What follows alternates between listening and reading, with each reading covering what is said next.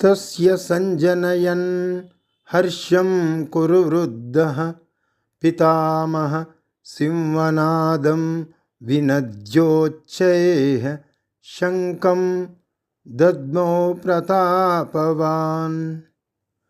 పరాక్రమవంతుడును కురువృద్ధుడును పితామహుడును అగు భీష్మాచార్యులు దుర్యోధనునికి సంతసము కలిగించుటకు బిగ్గరగా సింహనాదము చేసి శంఖమును పూరించెను.